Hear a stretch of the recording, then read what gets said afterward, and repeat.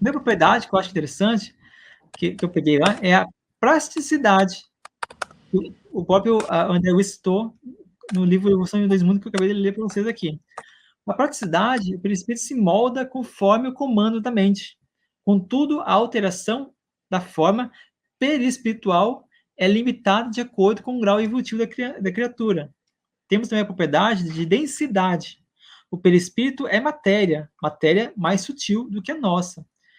Ela não é tão grosseira quanto do corpo físico, mas é matéria também da natureza quintessenciada, que se relaciona ao grau de evolução do espírito. Essa densidade varia de indivíduo para indivíduo. Quanto menor a sua densidade, menor é o seu peso e maior a sua luminosidade.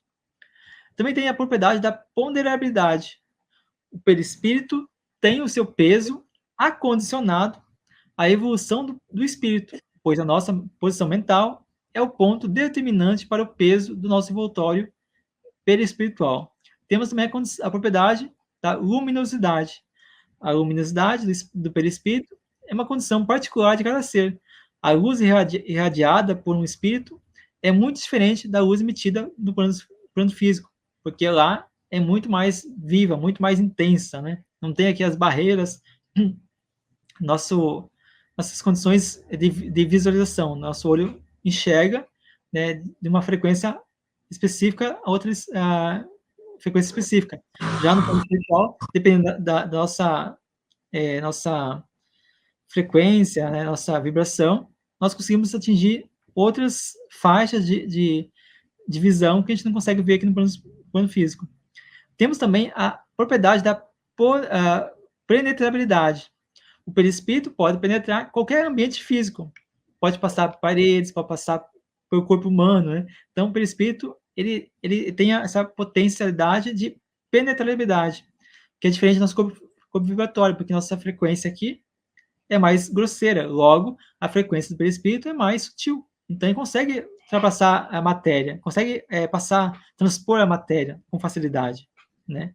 Mas isso também depende da condição mental, porque os espíritos que estão mais ligados à Terra, o seu perispírito é mais densificado, mais próximo da frequência aqui da física, né? Então, isso vai fazer o quê? Vai fazer com que alguns espíritos, pela mente condicionada ao plano físico, ele não consiga transpor as portas, as paredes, mas devido à ligação que ele tem aqui com o mundo físico, né? Tem a propriedade da visibilidade. O perispírito é invisível aos nossos olhos físicos, mas não aos olhos dos espíritos.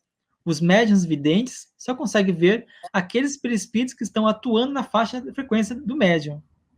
Temos também a propriedade corporeidade. O corpo perispiritual é o resultado da aglutinação de recursos naturais terrestres que surge como uma estrutura quase material. Temos a propriedade também da tangibilidade. O perispírito pode se tornar tangível, recolhendo do ambiente e da natureza recursos que lhe sejam necessários para que se possa ser visto e tocado. Que no caso aqui são os fluidos, né, que a natureza humana tem, que ele pode ali se envolver aqueles fluidos, né, do ectoplasma, né, então se tornar tangível, ou seja, se tornar visível aos nossos olhos. E também poder ser tocado, né, como os fenômenos de materialização. Temos também a propriedade da expansibilidade. O perispírito pode expandir-se conforme as suas condições, ampliando o seu campo de sensibilidade, eventual ou temporariamente, de acordo com a realidade do mundo espiritual. Temos também a propriedade da mutabilidade. O perispírito é suscetível de modificar-se no que se refere à sua estrutura e forma. Quanto mais evoluída for a criatura, mais delicada a sua forma. Quanto mais primitivo é o espírito, mais grosseira essa forma. Ou seja, a questão da mutabilidade explica aqui, então, que o perispírito pode se modelar o seu perispírito conforme o seu desejo mental. Não é à toa que nós encontramos no livro Libertação uma transformação de uma moça, né, que foi ali incentivada, foi imposta ali que ela era uma loba. Então, logo, esse perispírito toma uma forma de lobo. Então, tem essa questão também da mutabilidade, que é uma propriedade do perispírito. Temos também a penúltima propriedade aqui, que é odor. O perispírito possui odores particulares que são perceptíveis pelos espíritos. Mas não devemos nos confundir com a manipulação ectoplásmica, ou seja, odores criados pelos espíritos. Ou seja, cada perispírito tem um cheiro, né? Um cheiro que é particular. E temos a última propriedade aqui, que vai encerrar a minha primeira participação, que é a temperatura. O perispírito de um médium, por exemplo, pode registrar as sensações térmicas do perispírito, a qual está ali se comunicando com ele. Dependendo do grau de evolução também dos desencarnados, que podem variar entre o frio e o calor.